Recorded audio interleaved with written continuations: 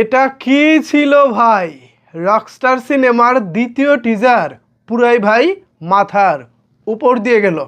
এই টিজার দেখার পর শাকিব খানের ভক্তরা আজকে রাতে ঘুমাতে পারবেন কি না তা নিয়ে আমার যথেষ্ট সন্দেহ আছে।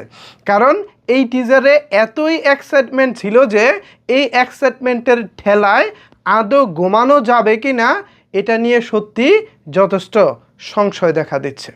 আর যে টিজার আমি দেখলাম, এই টিজার দেখার পর অন্তত একটি কথা আমি বলতে পারি, আগামী 24 ঘন্টায় একটি ঘটনা ঘটবে। সেটা হলো বাংলাদেশের চলচ্চিত্রের ইতিহাসে প্রথমবারের মতো 100 মিলিয়ন ভিউজ আসবে শুধু টিজার থেকেই। এছাড়া ঈদের দিন থেকে যে ঘটনাটা ঘটবে সেটা হলো, আমরা তো এবারের কুরবানির ঈদে যে যার সামর্থ্য অনুযায়ী পশু কুরবানি দিব।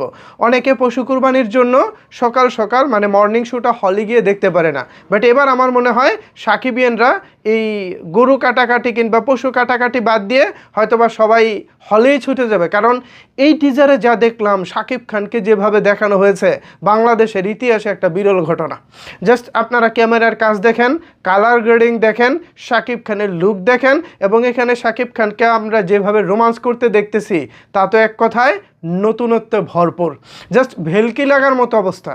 আমি যেই এক্সাইটমেন্টের জন্য বসেছিলাম সন্ধ্যা থেকে, যখন শুনেছি দুপুরের দিকে যে আজকে টিজার আসবে, দ্বিতীয় টিজার, পরিচালক আজমান রুশু, চরকি এবং বিভিন্ন মাধ্যম থেকে যখন পোস্ট করা হচ্ছিল আজকে টিজারটা আসবে, সো এইটা যখন অ্যানাউন্সমেন্ট হয়েছে তখন থেকে আমি আলাদা একটা এক্সাইটমেন্টে ছিলাম এবং বসেছিলাম কখন আসবে কখন আসবে।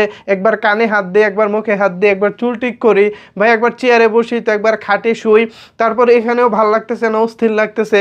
মাঝে মধ্যে গিয়ে বাইরে একটু হাঁটাহাঁটি করেছি, বিকজ আজকে প্রচণ্ড গরম ছিল, তাপমাত্রা এতই বেশি ছিল যে সারা বাংলাদেশে তীব্র গরমের একটা আমরা অবস্থা দেখেছি। সো এই যখন অবস্থা, বাইরেও অস্থির অবস্থা, ভিতরের মনেও চলতেছে কখন আমরা টিজার দেখব, কখন টিজার আসবে।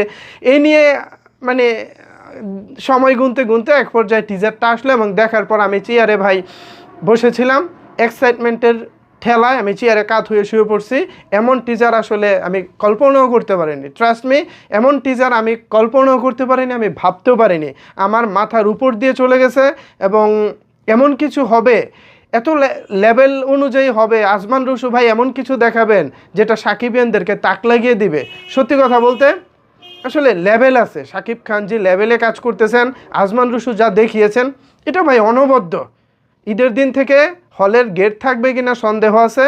ঈদের দিন থেকে হলের গেট আমি মনে করি হল মালিকরা রাখতে পারবো না, বিকজ সাকিবিয়ানদের এতই ভিড় হবে যে হলের গেট রাখাটাও দায় হয়ে যাবে। সো আমি আপনাদেরকে আগেই বলে রাখলাম, যারা হল মালিক ভাই আছেন আপনারা প্লিজ পুলিশ মোতায়েন করবেন, পারলে আর্মিও মোতায়েন করবেন, তা না হলে কিন্তু দর্শক সামাল দিতে পারবেন না। আর এই রেকর্ড আগামী 24 ঘন্টায় যে এটা কোন দিকে যাচ্ছে, কি হবে, এটা ভাই বড় ট্রেন্ডিং হবে। পৃথিবীর ইতিহাসে আজকে রকস্টার দেখবেন বড় একটা ট্রেন্ডিংয়ে চলে যাবে।